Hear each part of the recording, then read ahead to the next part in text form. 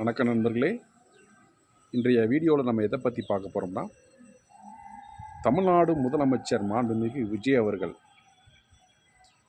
தாங்க இன்றைக்கி முதல் முறையாக அவருடைய சொந்த தொகுதியான பெரம்பூர் தொகுதிக்கு போயிருந்தார். போய் அங்கே நலத்திட்ட உதவிகளை செய்தார். பெரம்பூரில் என்னென்ன நலத்திட்ட உதவிகள்லாம் செஞ்சார் அப்படிங்கிறது தான் இன்றைக்கி நம்ம வீடியோவில் நம்ம பார்க்க போகிறோம்.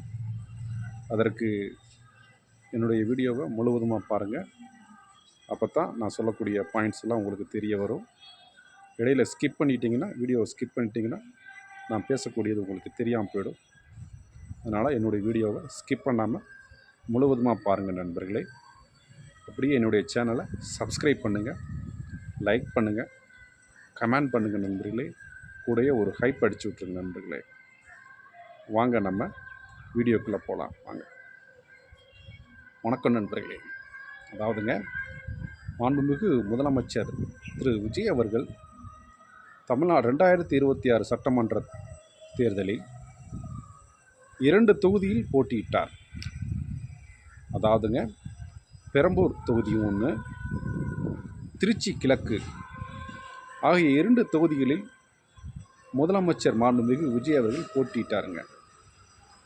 ஆனால் அந்த 2 தொகுதியிலுமே முதலமைச்சர் அவர்கள் அபார வெற்றி அடைந்தார். 2 தொகுதியிலுமே அபார வெற்றி அடைந்தார். அதாவதுங்க, இதயம் போன்ற தொகுதியான திருச்சி கிழக்கு தொகுதியை என்னுடைய இதயம் போன்றது அப்படின்னு சொன்னாங்க, வர்ணித்தாருங்க மாண்புமிகு முதலமைச்சர் அவர்கள். பெரம்பூர் தொகுதியை எனது கண்ணான தொகுதி, என்னுடைய கண்ணுக்கு சமமான தொகுதி தான் பெரம்பூர் தொகுதி அப்படின்னு வர்ணித்தாருங்க தமிழ்நாடு முதலமைச்சர் அவர்கள். இப்போ அதாவதுங்க, 2 இடத்துல மாண்புமிகு முதலமைச்சர் அவர்கள் வெற்றி அடைஞ்சிட்டார். அப்போ ஏதாவது ஒரு தொகுதியை ராஜினாமா பண்ணி தான் ஆக வேண்டும். ஏன்னா சட்டத்திட்டத்தின்படி ஒரு தொகுதியில் தான் எம்எல்ஏவாக இருக்க முடியும். 2 தொகுதியில் வெற்றி பெற்றதால் ஏதாவது ஒன்றை ராஜினாமா செய்து தான் ஆக வேண்டும். ஆகையால் முதலமைச்சர் அவர்கள் கண் போன்ற தொகுதியான பெரம்பூர் தொகுதியை தக்க வைத்து கொண்டார். இதயம் போன்ற தொகுதியாக சொல்லக்கூடிய திருச்சி கிழக்கு தொகுதியை ராஜினாமா செய்துவிட்டார் தமிழ்நாடு முதலமைச்சர் அவர்கள்.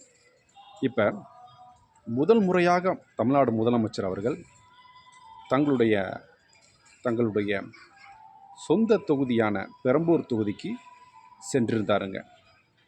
பெரம்பூர் தொகுதியில் போய் மக்களை சந்திக்கணும், முதல் முறையாக போயிருந்தார். அப்போ பெரம்பூர் தொகுதியில் புதுப்பிக்கப்பட்ட எம்எல்ஏ கட்டடம், சட்டமன்ற உறுப்பினருக்கான புதுப்பிக்கப்பட்ட கட்டடத்தை திறந்து வைத்தார். திறந்து வச்சுட்டு அதன் அருகிலே இ சென்டர் ஒன்று திறந்து வச்சார் முதலமைச்சர் அவர்கள். அப்படியே கிட்டத்தட்ட தமிழ்நாடு முழுவதும் ஒட்டுமொத்தமாக 73,000 புதிய ரேஷன் அட்டைகள், 73,000 புதிய மின்னணு ரேஷன் அட்டைகள், அந்த ரேஷன் அட்டைகள் பதிவு பண்ணியிருந்தாங்கள்ல, அதுக்கான அந்த ரேஷன் அட்டைகளை கொடுத்தார். 73,000 புதிய மின்னணு ரேஷன் அட்டைகளை உரிய மக்களுக்கு கொடுப்பதற்கான முதல் பணியை தனது சொந்த தொகுதியான பெரம்பூர் தொகுதியிலேயே இந்த திட்டத்தை ஆரம்பித்தாருங்க தமிழ்நாடு முதலமைச்சர் அவர்கள். பெரம்பூர் தொகுதியில் மட்டும் கிட்டத்தட்ட அநேக மக்கள் புதிய ரேஷன் அட்டைகளை வாங்கினார்கள். நேரடியே முதலமைச்சர் கையால் புதிய ரேஷன் அட்டைகளை வாங்கினாங்க.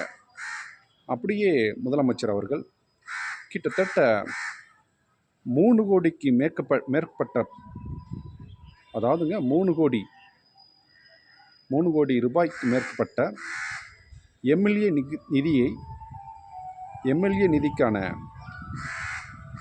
அந்த வரைவை மாநகராட்சி ஆணையரிடம் பரிந்துரை செய்தார் தமிழ்நாடு முதலமைச்சர் அவர்கள். அதாவதுங்க, எம்எல்ஏ மேம்பாட்டு நிதியான 3 கோடிக்கு மேற்பட்ட நிதியை தனது சொந்த தொகுதியான பெரம்பூர் தொகுதிக்கு வளர்ச்சி பணிக்கு செயல்படுத்தும் பொருட்டு மாநகராட்சி ஆணையரிடம் பரிந்துரை செய்தார் மாண்புமிகு தமிழ்நாடு முதலமைச்சர் அவர்கள். அடுத்தபடியாக அப்படியே அங்கே அருகில் உள்ள சிந்தாமணி கூட்டுறவு உட்பட்ட நியாய விலைக்கடைக்கு நேரடியாக தமிழ்நாடு முதலமைச்சர் அவர்களே சென்றாருங்க. அங்கே உணவுப் பொருட்கள் ரேஷன் கடையில் உணவுப் பொருட்கள் வாங்க வந்த மக்களை நேரடியாக பார்வையிட்டார். அந்த மக்களுக்கு ரேஷன் கடையிலேயே நேரடியாக அவரது முதலமைச்சருடைய கைப்படையே அந்த ரேஷன் பொருட்களை மக்களுக்கு கொடுத்து மகிழ்ந்தாருங்க. அருமையான சம்பவமாக இருந்துச்சு, பார்க்குறதுக்கு ரொம்ப மகிழ்வாக இருந்துச்சு. அந்த ரேஷன் அரிசியை முதலமைச்சர் அவர்களே அதை தொட்டு அந்த உரிய பெண்மணியிடம் வழங்கினாருங்க. அந்த ரேஷன் அரிசியை, அந்த உணவுப் பொருட்களை உரிய மக்களிடம் கடையிலே சென்று தனது கைப்படையே பயனாளிகளுக்கு முதலமைச்சர் அவர்கள் வழங்கினார். ஒரு அருமையான தருணமாக இருந்துச்சு. அதை பார்க்குறதுக்கு மாண்புமிகு முதலமைச்சர் அவர்கள் அருமையாக செஞ்சாருங்க. அப்புறம் பெரம்பூர் உட்பட்ட அந்த சேவை மையத்திற்கு பக்கத்தில் இருந்த சேவை மையத்துக்கு முதலமைச்சர் அவர்கள் போனார். அங்கே சேவை மையம் எப்படி பணிலாம் நடக்குது அப்படிங்கிறத ஆய்வு செஞ்சார். அப்புறம் அங்கே புதிதாக சேவை மையத்தில் விண்ணப்பங்கள், அதாவது தங்களுக்கு தேவையான ஜாதி சான்றிதழ், வருமான சான்றிதழ், மற்றபடி சென்டரில் என்னென்ன பதிவு பண்ணியிருப்பாங்களோ அதற்காக பதிவு பண்ண மக்களிடம் கலந்துரையாடினார் முதலமைச்சர் அவர்கள். எப்படி இருக்கீங்க, எப்படி போகுது அப்படிங்கிறதுனால நேரடியாக மக்கள்கிட்ட கலந்துரையாடினார் நமது முதலமைச்சர் அவர்கள்.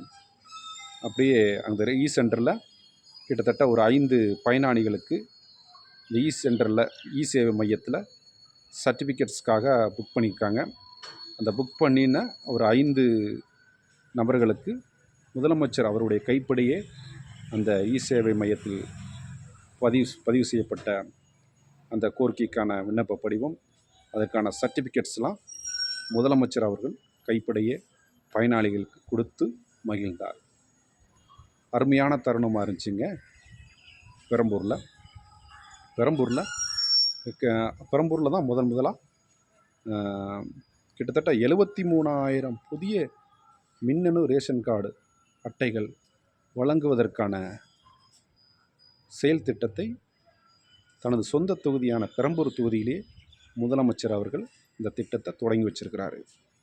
கிட்டத்தட்ட 73,000 மக்களுக்கு புதிய ரேஷன் கார்டு வர இருக்கிறது மக்களே. கிட்டத்தட்ட 39 தமிழ்நாட்டில் உள்ள 39 மாவட்டங்களில் புதிய ரேஷன் கார்டுக்கு விண்ணப்பித்த மக்களுக்கு மிக விரைவில் அந்த புதிய ரேஷன் கார்டு கிடைக்கும். அதற்கான திட்டத்தையும் முதலமைச்சர் அவர்கள் தொடங்கிட்டாருங்க. அருமையான தருணமாக இருந்துச்சு. பெரம்பூரில் முதலமைச்சருடைய முதல் வருகை சூப்பராக இருந்துச்சுங்க மக்களே. என்னுடைய வீடியோவை முழுவதுமாக பார்த்ததுக்கு மிக்க நன்றி. என்னுடைய சேனலை சப்ஸ்கிரைப் பண்ணுங்கள், லைக் பண்ணுங்கள். இந்த வீடியோ பிடிச்சிருந்துச்சின்னா ஒரு ஹைப் பண்ணுங்கள் மக்களே. மீண்டும் நாம் ஒரு அருமையான வீடியோவில் சந்திப்போம். அதுவரை உங்களிடமிருந்து விடைபெறுகிறேன். நன்றி, வணக்கம் தோழர்களே. வணக்கம்.